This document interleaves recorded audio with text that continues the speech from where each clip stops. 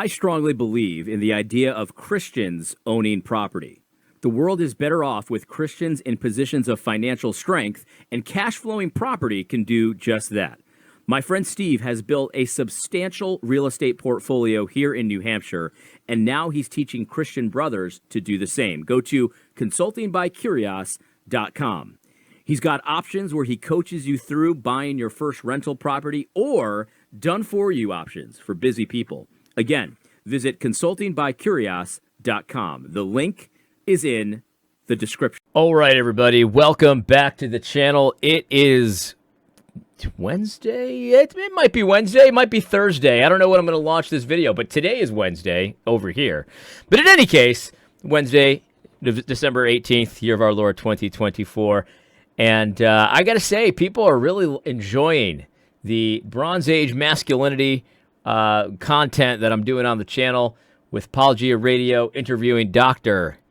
Andrew Sandlin. And I just found an interesting little tidbit here. You know, I keep kind of promoting that eventually Pastor Luke Pearson is going to get super triggered about people, you know, mockery and all this kind of stuff. And that's coming at some point. I don't remember when it is, but it's got to be soon. I mean, we only have, we got 30 minutes left in the episode, so it's got to be coming soon. But I did. One of my commenters mentioned that he was in the chat, and probably was one of the reasons why Luke got triggered. And I just noticed. I didn't go looking for it, but I just noticed an interaction that Pastor Luke Pearson has, where they're trying to get him to name names. Right? Like, this is such a problem. Why don't you just name names? You know what I mean? What's the big deal? Just name the name. And Luke says, "Just spend 10 minutes on X. This is not petty. It's in all of churches and needs to be dealt with." And then someone says, "We never get a name. Who am I supposed to be running away from? Like, if you're gonna be telling me this is a big problem, name the names, right?" This is a typical comment that Luke says, "Well, just go on X, you'll see." And it's like, well, if you know what you're talking about, just tell me the name. And then he says, Corey Mahler. Start there, Stone Choir. So this is about Corey. This is about Corey Mahler and Stone Choir. And the same person goes, "Who is Corey? Why should I care?" And I think that's funny. Who's Corey? Why should I care? You know, it seems like a pretty fringe thing, whatever. And so then this other guy says, "Hey, Luke, I have to disagree with your claim about being it being in all the churches. I'm only aware of this problem because of X. It's not been on my radar before." And then Luke says, "I didn't say all the churches." And then this guy goes, "You literally typed in all of churches, did you not?" So he's getting all mixed up, right? He's all triggered in the comment section. You know, first of all, it's in all the churches, then it's Corey Mahler, then it's not in all the churches. Like, which is it, man? Which is it? You can tell he's getting triggered. Even in the chat, you can tell he's getting triggered. But anyway, let's continue with the review.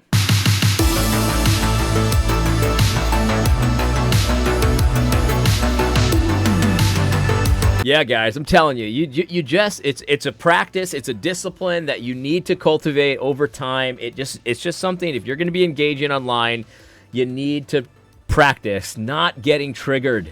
It's like when you go to the abortion clinic or you do street preaching. You know, I don't go to abortion clinics all the time, although I have been before. But I've done some street preaching in my time, and one of the things that you need to practice before you can go out there and do this stuff is to not get triggered, right? You can't get triggered. You don't want to get into a shouting match with somebody when you're street preaching or you're street witnessing or anything like that. You got to stay calm. And in the same way, you know, it's different, but it's similar. On the internet, you got to stay calm. Don't get all flustered and upset and angry. It's just not going to do anything for you. I implore you, if you're going to be on X, Pastor Jeff Durbin, if you're going to be on X, you need to hire someone. Hire a consultant that can help you with what X is all about. Learn what X is all about. And, you know, it doesn't make any sense to try to reinvent X. It is what it is. You need help. And you know what, Pastor Jeff, you know what? I'm a nice guy. I will help you for free. I will consult with you on how to utilize X for free. You know what I mean? I'll do it, and I'll pro bono, no problem. I'll just do it because I want to help. I like Apologia Radio. I want to help. So I'll do it for free, man. Just reach out to me, man. I'll text you. I'll text you about this. Maybe I won't. I don't know. I might be poking the bear a little bit too much. other reason is, I think I noted this earlier. If they're Oh no! I treated People keep myself to a wild Alaskan company membership, and my only regret is that I didn't do this sooner. Every month, saying I need to get an ad blocker, but I feel like I would feel like such a hypocrite since I have ads on my channel too. I would just feel like such a hypocrite. Um, well, for one thing, people like sort of academic and scholarly respectability, and the Greeks, in many cases, are respected. Whereas the Bible is just God's word and has offensive things in it. But if we can show that Didn't we this already is, talk about this? philosophically coherent, Let's go forward a little bit. governed by the Bible, there would actually be very few crimes because most sins in the Bible are not crimes. But they don't want that. They want this, I mean, not just a theonomy, God's law, but the biblionomy, that is God's biblical law. They don't want that.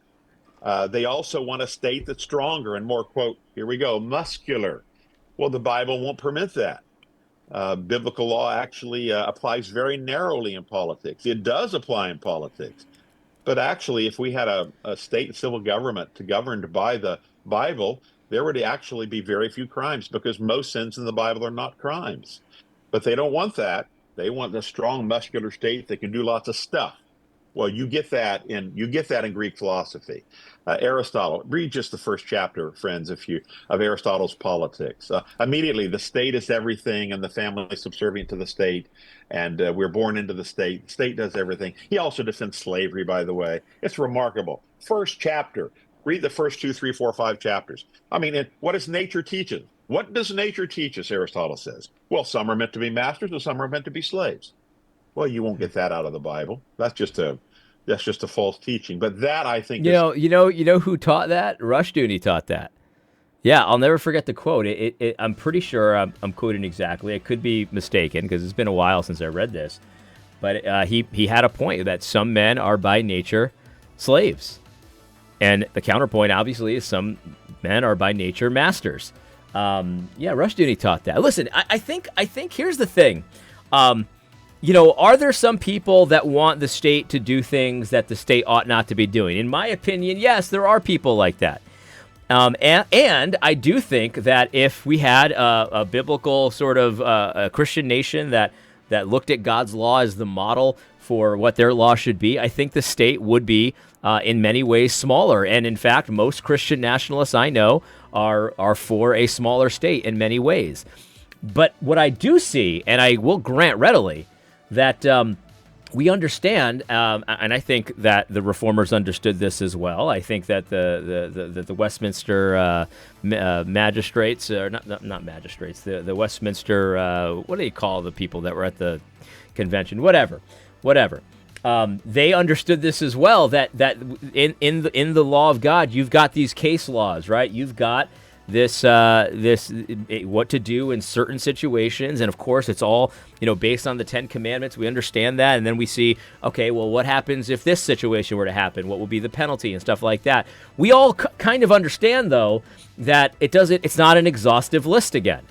And so just because the case laws don't address a more modern situation directly, we can still look at those case laws and come up with our own laws that kind of get the spirit of it, right? That apply the general equity of it. And so there are going to be things that strictly speaking, maybe the law of God doesn't specifically address, that you might find yourself in a situation as a nation that you kind of have to address it. You have to address it. It's just part and parcel of what being a nation is. And I think the reformers clearly understood this very well. And in fact, like I said, I've been reading a lot of interesting things with Samuel Rutherford is the name of the guy who wrote Lex Rex. Okay, so I remember that now. My memory is not the greatest. It really isn't. Not the greatest.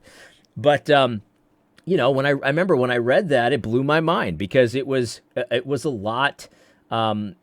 It was a lot deeper than I expected it to be, and I'm not sure why I didn't expect it to be very deep, but it was, and it was very interesting. And there were some things in that book that I wasn't quite sure if I agreed with or not, but there was a lot in that book that I had never been taught before that I definitely agreed with, and I definitely could see exactly how you would apply biblical teaching in order to get to that place. So anyway, all this to say is that I still consider myself a theonomist because I still think those civil case laws are very applicable, and I think a lot of times you can very easily see how they would apply to a modern context.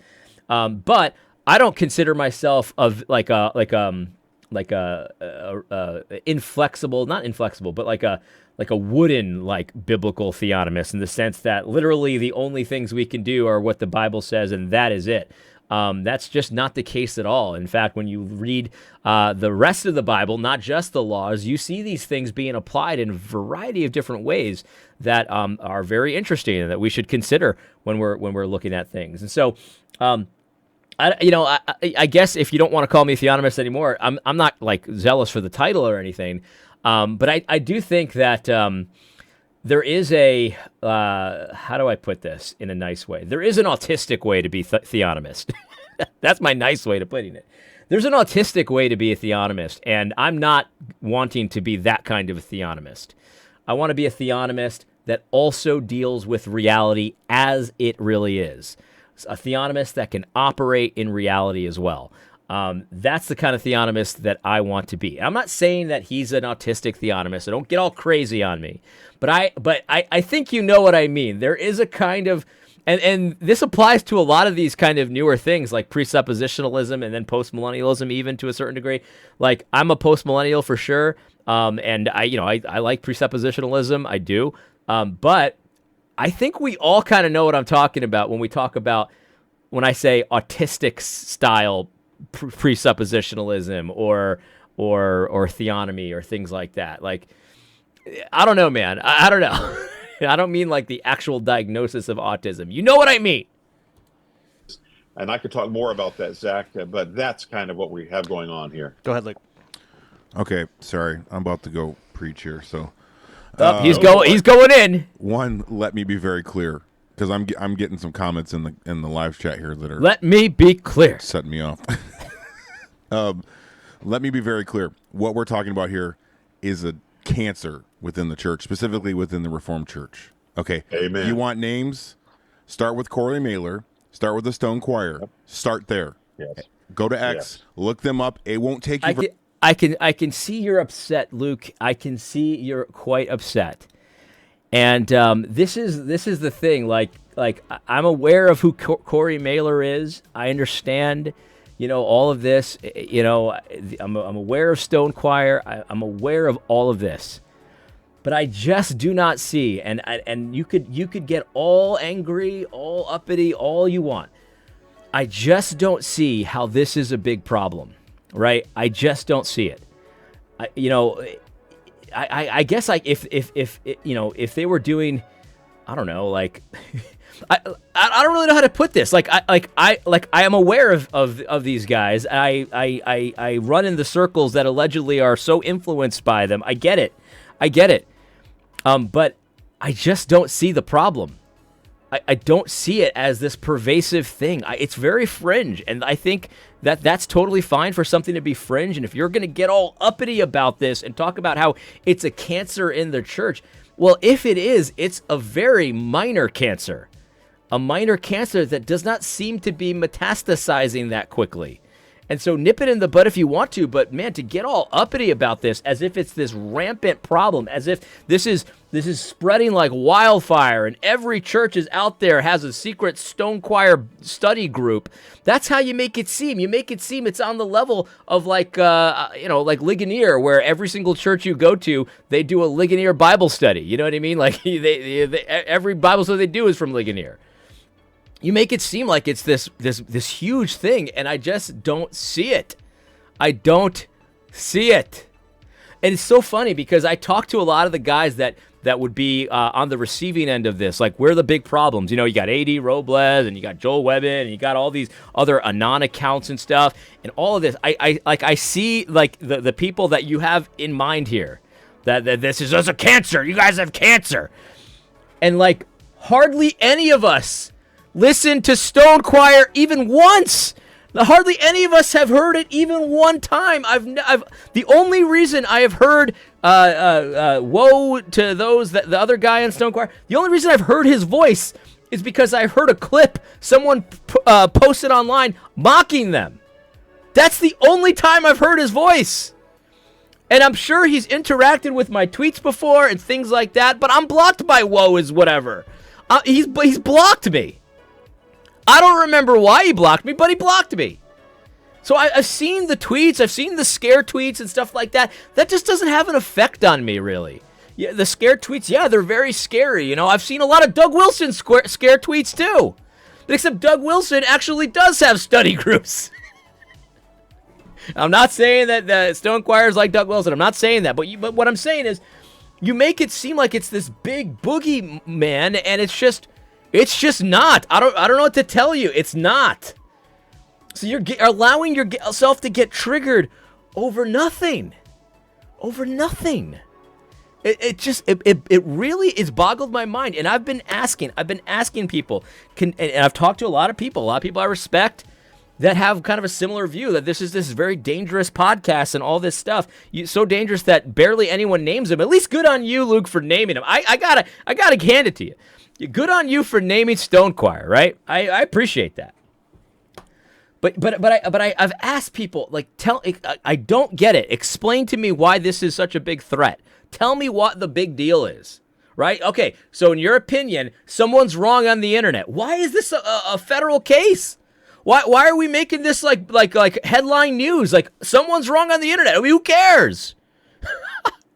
I don't get it. I just don't get it. Nobody's been able to explain to me why they're so dangerous. Besides, you know, some people have said, you know, I used to know someone who was really solid, good brother, and they started listening to Stone Choir, and now all of a sudden he's, you know, crazy, and he just says this and that. And it's like, okay, I get that. If it's personal, it's personal. I mean, I'm not going to deny that. I of course, if you've got people in your lives that are really into Stone Choir, and now they've gone off the deep end or whatever, fine. I mean, you got to address that. That's up to you. That's your friend, right? But, you know, everybody has a story. Everybody has a story. So why is this like banner news for everybody? This is what I don't understand. What is the big deal? I can see you're triggered, but I just don't understand why. This is nothing. This is nothing. But, you know, listen, maybe I just don't get it. I don't know. Maybe I'm just out to lunch, and maybe every Reformed church does have a Stone Choir study group. I don't know. I mean, maybe I'm wrong on this. I don't know. Oh boy. Yeah, I mean, seriously, like so many people that I'm sure that, you know, guys like Luke and guys like Jeff and Doug and all these guys, so many people that they assume are like avid Stone Choir supporters have never heard a single episode of Stone Choir. You know, and eventually I'm reaching the point where I gotta listen. I've got to listen to some Stone Choir. It's as simple as that. I gotta see what the big deal is. But I kind of know. I kind of like being able to say I've never watched Stone Choir. I like that idea. That never ever. Well, I don't know. Eventually I'm gonna have to give that up, I think. And maybe one day I'll talk. Listen. I've talked about Stone Choir in a recent episode. You know, some tweets that I didn't like and stuff like that, and I explained to you why I didn't like him. I didn't make a huge deal out of it. Just is what it is. But man, it's like I don't like feeling pressured into something. Like everyone keeps saying, you gotta listen to Stone Choir. You gotta see how dangerous they are. And I'm like, okay, but like the point is like, why are they so dangerous? Well, they can't explain that to me. I don't like being pressured into doing things. Very long to figure out where this is coming from. My entire channel is being pressured into doing things. That's a joke. We're being criticized for not giving names and saying it's not very masculine. You want some names? There's some names. Start there. Here's the problem. Okay. That's what Most of the people that are doing this are these anon dudes who are living behind a fake name. Red face, blue eyes. No one knows who they are in real life. No one knows where they go to church. Nobody knows who their pastors are. So it's kind of hard to name those names and call those people out. So why are you getting triggered by it? This is my whole point. Like, it's like, oh, I'll give you one name, Corey Mailer. He's the big whipping boy. You know, you want to name a name without risking anything? Corey Mailer. That's the one. He's the big one. He's the whipping boy. And then the other guy, you know, nobody knows his name, but whatever. They're the whipping boys. Name Stone Choir, right? And then it's like, okay, fine. Maybe I'll check out some Stone Choir. Okay, fine. But what else? You got anything else? That's just two guys, right? It's one podcast, two guys. You're telling me this is a cancer that I need to be worried about. I need to go get some chemo. And then he's like, well, here's the problem. They're all anon.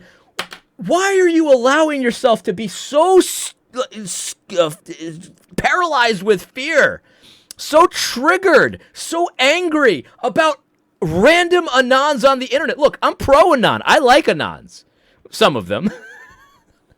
But the thing is, like, the internet has existed for a long time. There have been anons online for a long time. Why are you allowing yourselves to get so triggered by this? And I said this, I think, in a Twitter video, an X video. And it's like, it's almost like maybe this is the disconnect, right? Because I spent in my previous, non-Christian life, before I had kids and all this stuff, I spent a lot of time in Call of Duty, lobbies, right? And in Call of Duty lobbies, these kinds of trolls have always existed, anons that just go crazy, right? And the whole thing is they want to get a rise out of you. And if you just ignore them, it's no big deal. But when you start to get in with them and start to say, well, you live in your parents' basement, I'll beat you up in real life, you would never say that to my face. You just look stupid. That's exactly what they want. Don't do it. Don't do it. Just stay untriggered by the anons. If it's really just a bunch of anons and this is the big problem, maybe don't do entire episodes about them. I don't know. Because it certainly seems to me like what they want is attention from you, and you're giving it to them. Anyway, let's continue. To mark them. But again, start with Corey Mailer, start with the Stone Choir. It won't take you very long to figure out who we're talking about. Now, sorry, thank you, Matt. I'm worked up here. So, see, you're getting all worked up, and this is the exact wrong time to be addressing this kind of stuff. Like when you're all angry and all frustrated by random people on the internet. People were in his chat, and they were saying things to him, and he just allowed himself to get all juiced up. And then he says, well, I'm going to preach now. And when he starts preaching, he ends up just saying, well, this is a problem in the church, and it's Corey Mailer, the whipping boy, and then it's a bunch of anons who we can't mark. Can't you see how you're wasting time? Your job is to mark people so that your people can know to avoid them, but you can't do it because it's anons, but yet you still can't help yourself. Like, what are we doing here? We're marking anons to mark and avoid. We're ranting about anons so we can mark and avoid the anons. It's just so weird. This is so weird. Can't you see this is a waste of time? I'm trying to help you, man. I said in the chat, because we're being accused of being petty, right? Yeah, we're being accused this isn't a real thing. We're giving it legs. I call bullcrap on that. Yes. It's in our churches. And I said our churches. I said all of our churches. And by all, I mean our who we're addressing. Those who are seeing this as an issue and are addressing it. It's in our churches. We've discovered it in Apologia Church. So it's people under your care, yes. too. Okay. Yeah. So this is a real thing. This isn't some make-believe thing that just exists out in the atmosphere. It's a real thing. It's a cancer within Reformed churches. I'll say that, and I can say that confidently. It's in CREC churches. Okay, he's tripping all over his words. He's so triggered. Look, and I told a number of people this. I said this to a number of people, and people that you wouldn't expect to want to talk to A.D. Robles, you know what I mean? But they want to talk to me because I think they know how reasonable I am, right? I've said this to a number of people. I said, look, if this is in your churches and there are people that are just hating on Jews in your churches, then handle it. I mean, you go ahead and handle it.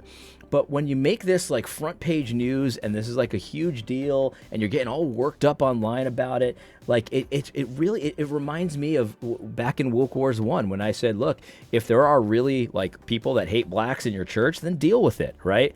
But don't just assume that everyone out there who's saying whatever about black people is in the same boat as these other people. You don't know who they are, because people would do that about James White. He made some comments about that black kid on his dash camera, and racism is everywhere. Like, you have no idea what you're talking about. Maybe if you know some racists, you talk to the racists. I don't know, but it's just it's this thing. Okay, if it's in Apologia Church, okay, fine, then handle it. That's your job. I mean, it's okay, but why do you got to bring all of us into it? And see, this is the thing too that is so. This is the part that I think is a lot darker and so insidious about what Luke Pearson is doing here, but also what a lot of these guys have done is that they say, well, it's this Corey Mailer, he's the one. You start there and then you'll see, and then it's all the anons too, and it's in our churches, it's in your churches. And it's like, okay, I could deal with that, right? But then this is on the heels of like a month ago, everyone on this side of the issue promoting a video that said it was Joel Webbin. It was me. It was, it's Eric Kahn. It's these guys that are the anti-Semites. They're the ones talking about Aristotle. I mean, by the way, that just means that they're racist and anti-Semite too. We just heard that a few minutes ago. And it's like, so, no, it's really, for them, it's not really so much about the Anons, right? I like, they are getting worked up about the Anons, but there's something more insidious. There's something darker here. It seems to me like the true enemy here.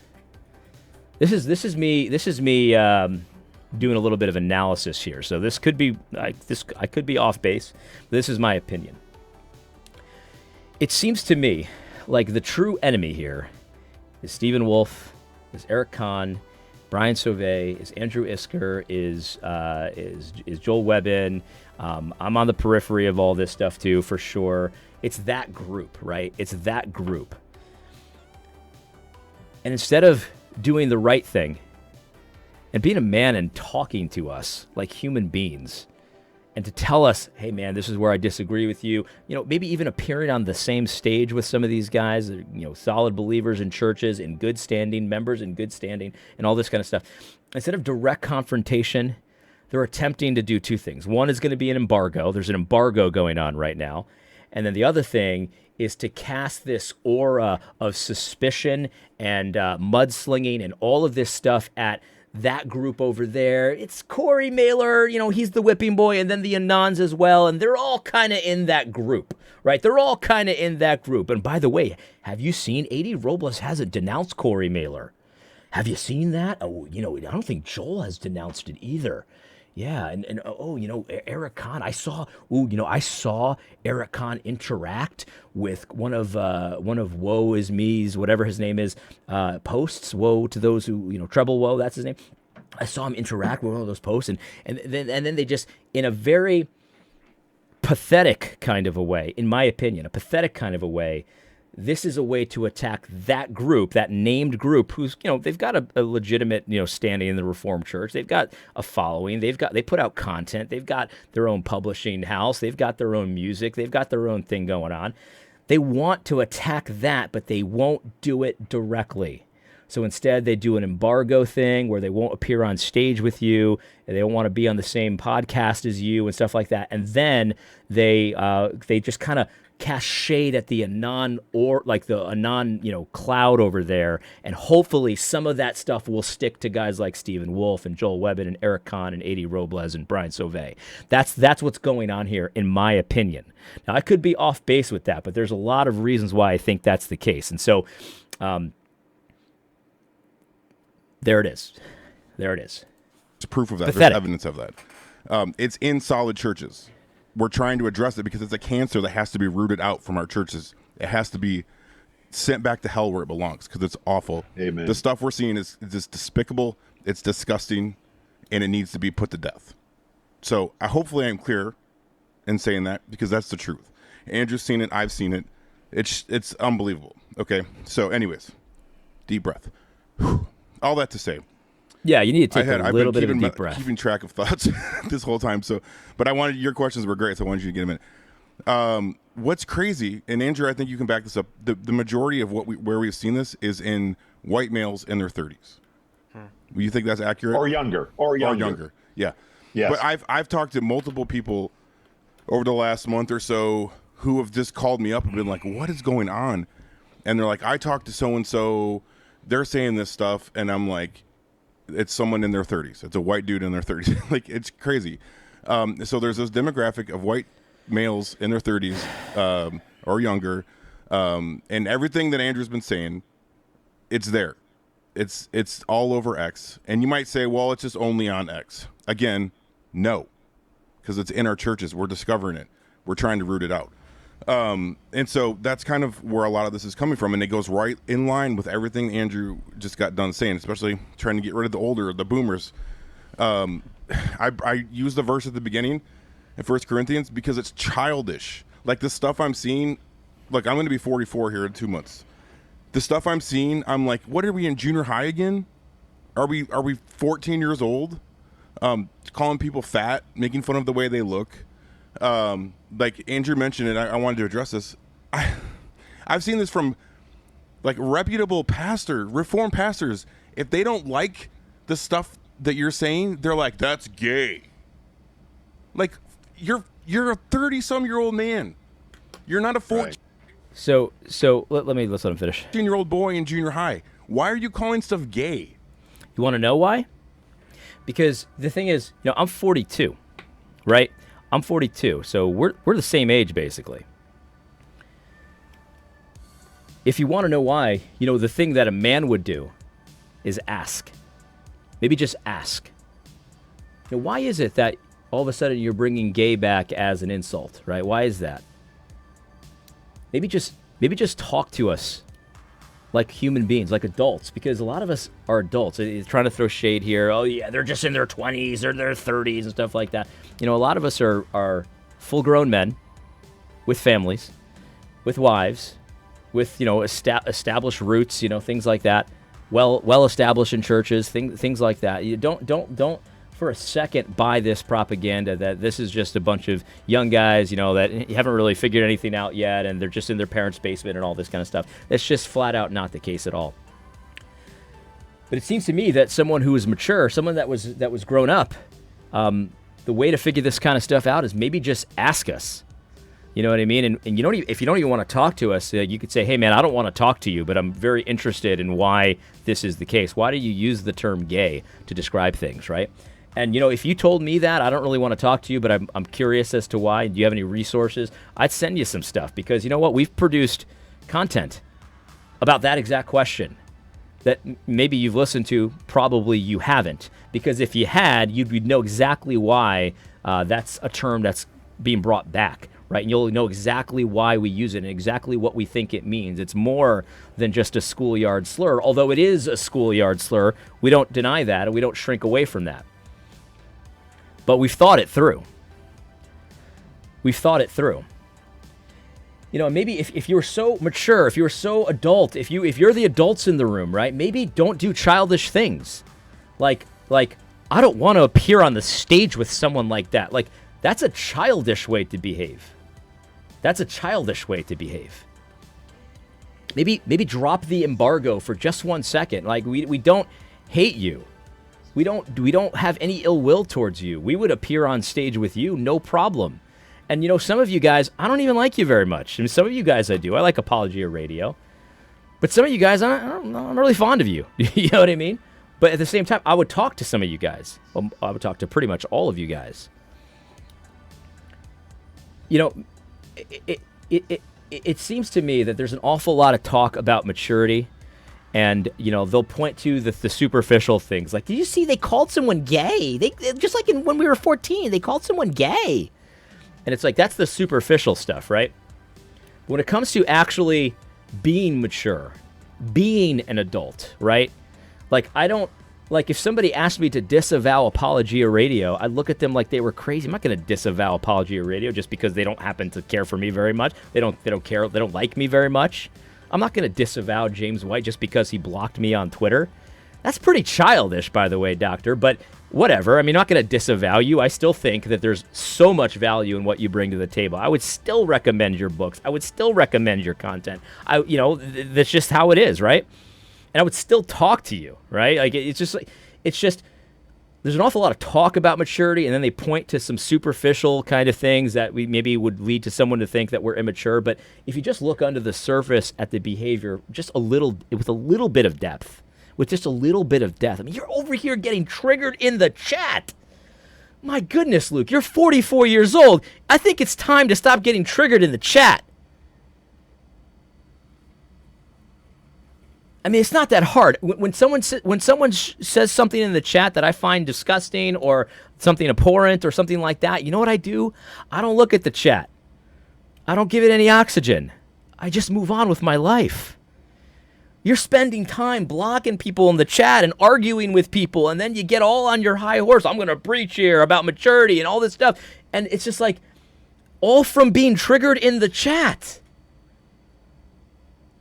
Here's what you do. You're upset with the behavior of Eric Kahn. You're upset with the behavior of, Stephen Wolf. You're upset with my behavior and stuff like that. Pick up the freaking phone and give us a call. Let us know what you don't like. And guess what? Every single time someone has done that, because they have done that with me. I've talked to someone from the Ezra Institute about my behavior, and you know what? Every single time I heard him out and I made my points, and I'm willing to accept points that, I can't address or I have no excuse for or whatever. I'm a reasonable guy, right? I'm a reasonable guy. And so, yes, I do use the schoolyard slur, gay, to call certain things gay. I've already offered my reasons for this. And listen, I'm modeling a lot of this off of Doug. Doug uses schoolyard taunts and slugs too, right? And then when you ask him about it, he's got his explanation. He's obviously thought it through. He just didn't say cunt for no reason. He thought it through before he said cunt. And now you can, if you want to know, you can ask him. You don't want to talk to me, Luke? I'll give you a little bit of help here. You want to find out why we use the school word gay? Go to Right Response Ministries. There's a video with myself, Andrew Isker, and Joel Webbin, and we're all there. It's a professional setting, so you can see we're very mature. We're all wearing jackets and all of the whole 9 yards, and we're talking about it. I think it's called Fake and Gay or something like that. You know what? I'll even text it to you. I don't have your number, but I'll text it to Jeff. So just so you guys can have a little bit of information without having to reduce yourself to actually pick up the phone and talk to one of us like adults, because we are. it just boggles the mind. It reminds me so much of my conversation with Ruslan, right? And I'm not trying to throw shade at Ruslan because he's changed in many ways. And a lot of people are telling me even more recently that he's been really good. And I believe it because Ruslan seemed like a reasonable guy to me, no question about it. But at the time, he was always talking about charity, charity towards all, charity towards all. That's all he talked about, it seemed. And I never talk about charity, never. No, it's just not something I talk about, right? And so we talked, we had a conversation, right? And so many people pointed this out, and I knew this was the case as well, that in the conversation that we had, despite how much he talked about charity, in that conversation, he had no charity for me, none. And despite how I never talk about charity, I had tons of charity for him in an actual conversation. It's just funny like that. It's very funny like that. Anyway, you're preaching, I'm preaching. I'm not a preacher. Not anymore, anyway. But that's what I have to say. In any case, I gotta go. Hope you found this video helpful. We'll do more tomorrow. God bless.